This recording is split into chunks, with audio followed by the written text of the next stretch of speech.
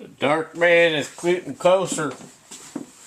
Alright, I've been online for a few days. I want to apologize for that. I was kind of on a roll and then I had some things come up. I got things happen just like everybody else, guys. I don't have time to just do this all the time. I got things to take care of as well, just like all you guys do. But it does bother me that I can't continue to just keep rolling film, right? Film! What a novelty. So, the dark man is getting closer. He's coming, right? Who is that? Yeah, that's called the Antichrist. So, going back to the Bible, which is my favorite book, the revolt, 2 Thessalonians 2, my Bible, which is older than the King James, it doesn't say a falling away. It says that there will be a revolt. And then the Holy Spirit will be removed from the earth. That's going to be the rapture of all the Christians. They'll just disappear. And then the Antichrist rises. The Antichrist is in the world right now. He's in the world right now. He is working towards the goal. This is the dark man. That's the dark man. Okay? Now, believe all that or not. Totally up to you. You could take a totally secular view of the pandemonium that's going on in the world right now and the craziness that has happened in the U.S. government recently. You could take a secular view of that. I'm telling you, it's leading up to that revolt. That's right. 2 Thessalonians 2, and the revolt will happen first. That's right, the revolt. Now, I've been telling you, with this idiotic selection coming up, I mean, we are beyond elections. Satan has been in control of this world for a long time. He's been making his plans and everything's ripening right now.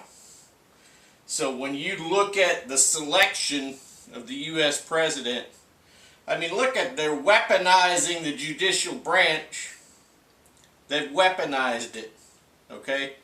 And they do not want an opponent.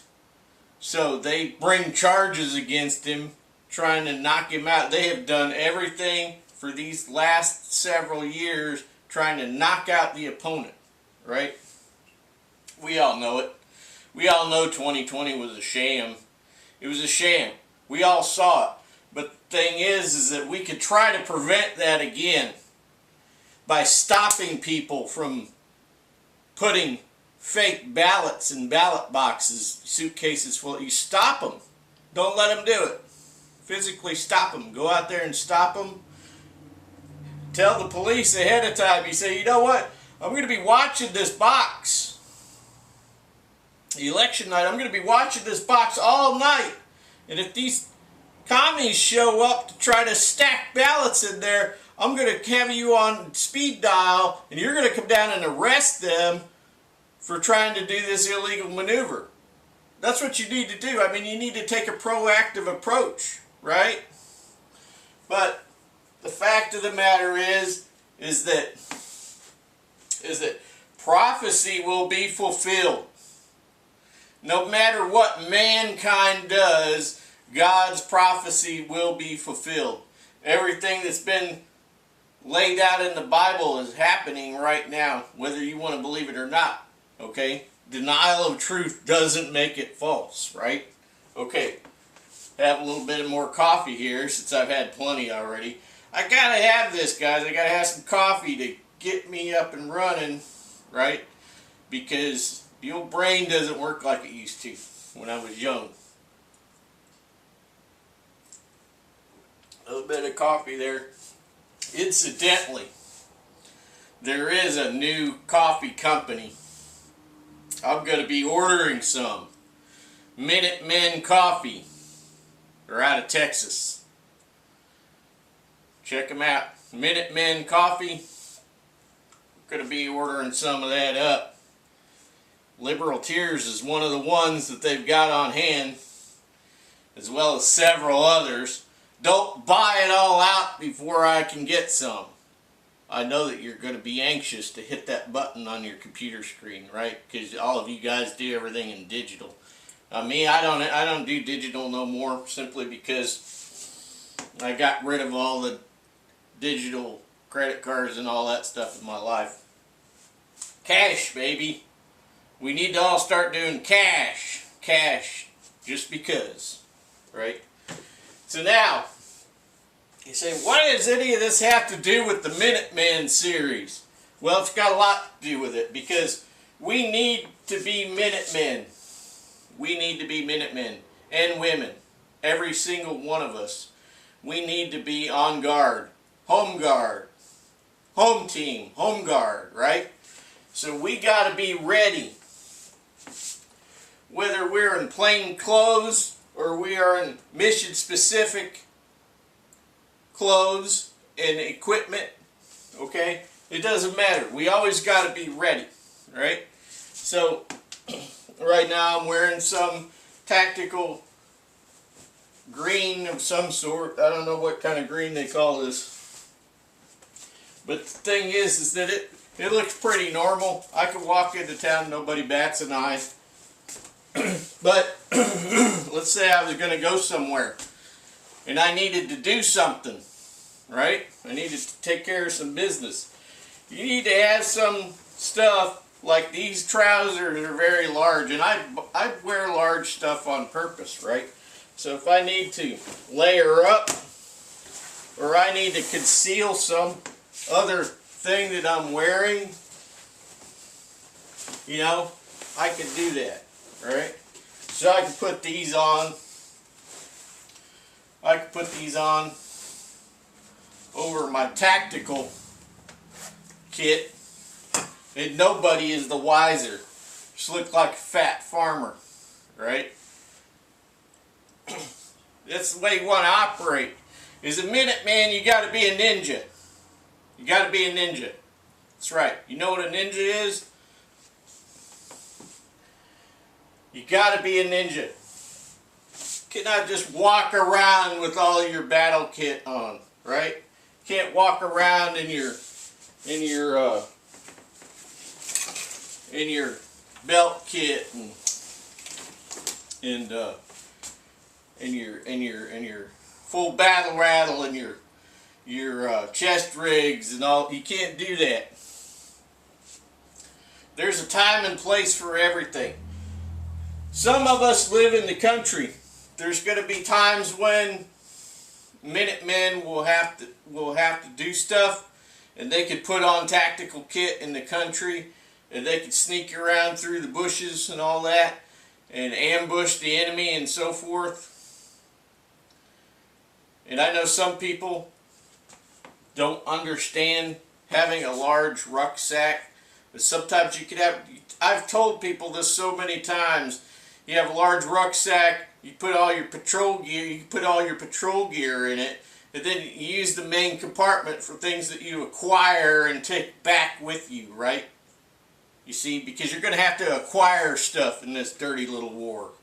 Because that's what it's going to be. There's going to be a dirty little war. I've tried to tell you over and over. I've tried to forewarn you over and over that if it goes one way, there'll probably be a civil war. If it goes the other way, it's probably going to be the Second American Revolution. Some people are kind of dancing around all of this type of stuff out there. They're dancing around. They don't want to be too specific about things when they talk about things. But the thing is we have a right, and it's right in this book. That's right. It says right here in the Declaration of Independence. Yep, Declaration of Independence and the Bill of Rights and all this stuff right here, which I have read several times, that people have the right. It's right there. You got a right. You got a right to be on guard. You got a right to be ready. You got a right to be a Minuteman or a Minutewoman. You have a right. It is an unalienable right. And it is not given by government, because the government is subject to the people. And this is the reason why they want to disarm the American people, is because they want to have full-blown tyranny. It is not about hunting. Okay? I gotta watch my time here.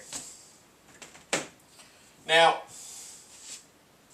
this doesn't mean go on the offensive. On the contrary, Minuteman is a defensive posture. You are at the ready. You're ready to go into action at any minute. Okay? You're not on the offensive until they declare war on the people. When they declare war on the people and they start sending people house to house or into people's neighborhoods and stuff, that's when the Minuteman goes into action. Okay? But I think that you can read into that, what that means. I don't think that everybody watching this needs to be spoon-fed every bit of information. So, how do you accomplish some of these things? I've talked about plain clothes. Plain clothes, right? Sometimes you gotta wear plain clothes. You can have tactical clothes underneath, like I just showed you. You can put your tactical clothes in your rucksack and you can move into an area, get dressed, and do what you gotta do, and then leave. Okay? You can't be all out in the open on everything. You gotta be a ninja. You gotta be sneaky. You gotta be covert. Okay? That's the way things get done as a Minuteman. You gotta do guerrilla warfare. That's just the way it is. You have to have caches.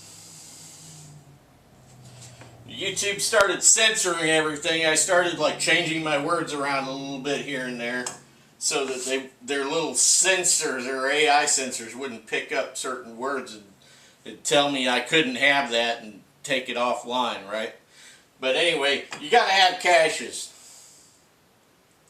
You're going to have caches probably for your tools, okay?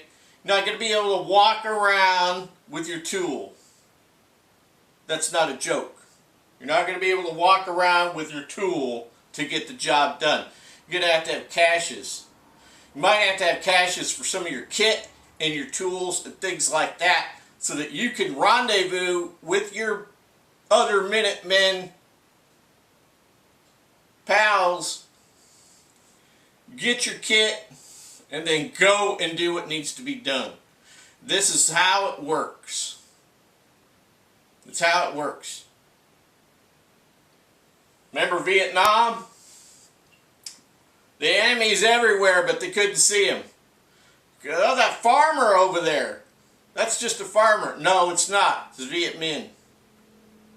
That's a Viet Minh freedom fighter over there. Okay? Now, when I start talking about certain things dealing with, say, Vietnam, right?